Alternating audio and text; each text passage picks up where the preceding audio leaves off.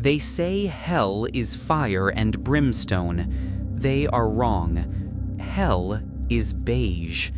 Hell smells like cheap lavender and polished granite floors. And the worst part?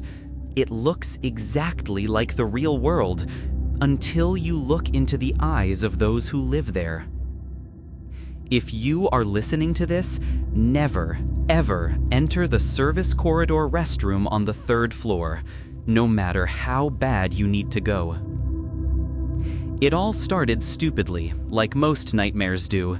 I was at the mall, that older one near the North Zone. It was a Tuesday, around 7 in the evening. I was waiting for Mariana. You know how it is. She said, "I'm parking," which in her language means I'm still at home picking out my shoes. I was bored, sitting on one of those hard wooden benches in the middle of the hallway, watching life go by. The noise was comforting back then.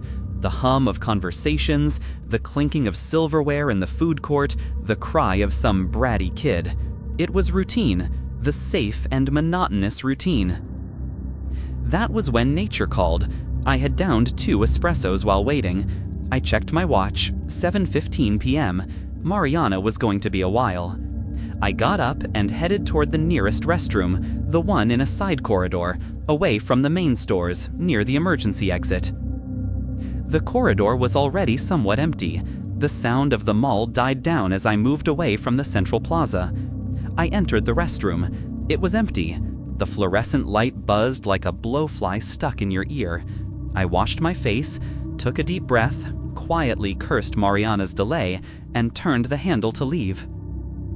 It was in that moment, that exact second my hand touched the cold metal of the door, that I felt a pop in my ear, like when you drive down a mountain too fast, pressure.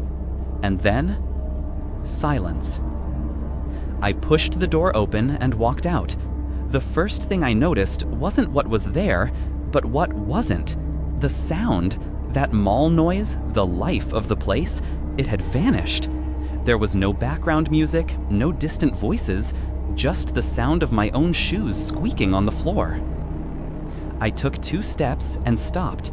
The air was different. You know that mall AC smell? Cold and artificial? It had changed. Now the air was still, heavy.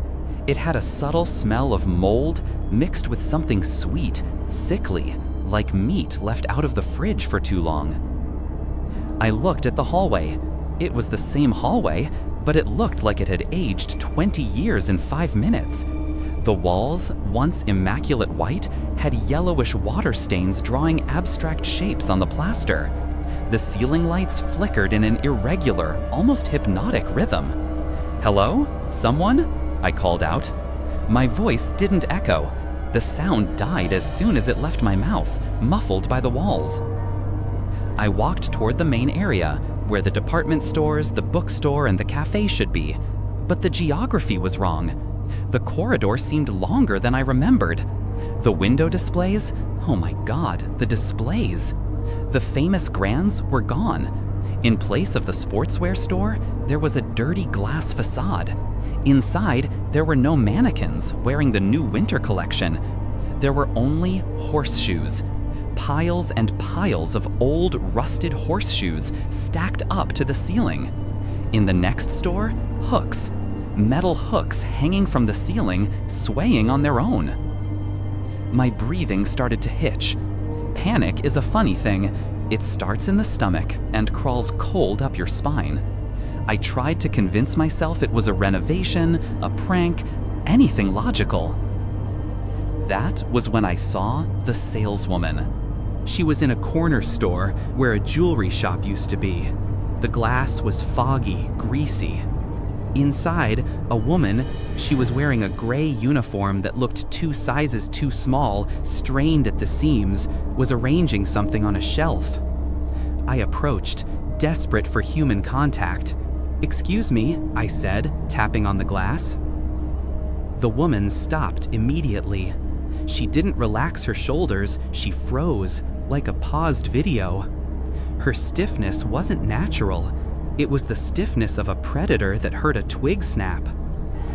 Slowly, she began to turn her head in my direction. I could swear I heard her vertebrae cracking. When her face finally met mine through the glass, the blood drained from my legs. The face was human, or tried to be. The skin was smooth, but looked like it had soot in the pores. The mouth was a thin line, almost lipless. But it was the eyes that made me recoil. There was no common brown, or the green or blue tones we sometimes see. It was a sickly bright yellow. She didn't blink, didn't speak, she just focused. And in that moment, I felt a pressure in my head, as if she were rummaging through my memories, looking for my fear.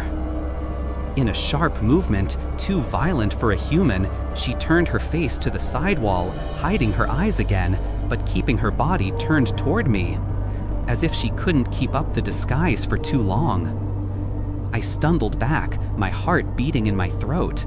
I looked around, searching for an exit. And that's when I realized the mall wasn't exactly empty. There were other people now, dozens of them. They were standing in the corridors, distant, motionless as statues, all facing the window displays, their backs to me. But I could feel it. Even with their backs turned, they were watching me. I tried to walk. My legs felt heavy, as if I were walking in a pool. I passed the static people. Up close, the sight was even worse. They were copies. I saw 3 men wearing exactly the same suit, standing 5 meters apart from each other. I needed to get out of there. I needed to find an exit. I kept pushing through the main corridor, dodging those statues of flesh. In the middle of a corridor intersection, near where the event plaza should be, there was a little girl. She stood out from everything. She wore a bluish, frilly dress, something that looked like it came out of a 50s movie. She was facing away from me, holding a balloon. But the balloon didn't float. It hung down, heavy, as if filled with lead, dragging on the floor. "Hey?" My voice came out in a hoarse whisper. "Little girl?" She seemed normal, the only thing in that place that seemed real, an anchor of humanity in that ocean of madness. Hope made me stupid. I approached. I wanted to protect her. I wanted to say, "Come with me, let's get out of here." When I got 2 steps away from her, she let go of the balloon. It hit the floor with a dull thud, like a rock. Slowly, she turned around. At first, my brain tried to fix the image. It's just a child, I thought. The face was angelic, pale skin, curly hair. She smiled, but the smile didn't stop where it should. And then, she raised her eyes to me. To tell you she had black eyes would be too simplistic. They weren't just black. They were holes. They were absolute vacuum. There was no iris, no pupil, no reflection of the corridor light. It was like looking into a bottomless well, a darkness that seemed to suck the light around it. That look, it transmitted an ancient malice. It wasn't the anger of an animal. It was the hatred of something that hates existing and hates that you exist. I felt a metallic taste in my mouth, bile and blood. "You shouldn't be here!" The voice didn't come from her mouth. Her mouth remained in that fixed, torn smile. The voice echoed inside my head with the sound of 1,000 fingernails scratching a chalkboard. Panic exploded. That primitive fight or flight instinct took control. I backed away, tripping over my own feet. I pulled my phone from my pocket. My hands were shaking so much I almost dropped it. The screen flickered reluctantly. It still showed full battery. I dialed Mariana. I dialed the police. I dialed any number. But nothing. The call sound wasn't normal. With every ring, I heard something on the line. Static? No, laughter. Low, whispered laughter, overlapping each other. And then, the phone screen turned red.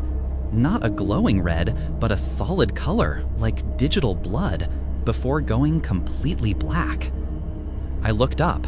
The girl was no longer in the center of the aisle. She was a meter away from me.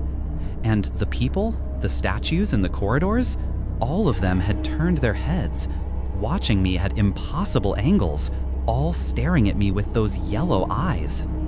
They started to walk, all at the same time, synchronized steps. Boom, boom, boom. The entire mall shook with their march. I ran like I had never run in my life.